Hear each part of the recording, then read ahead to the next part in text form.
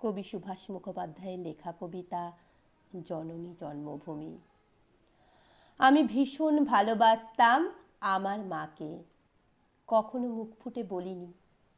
টিফিনের পয়সা বাঁচিয়ে কখনো কখনো কিনে আনতাম কমলা লেবু। শুয়ে শুয়ে মার চোখ জলে ভরে উঠত। আমার ভালোবাসার কথা মাকে কখনো আমি মুখ ফুটে বলতে পারিনি।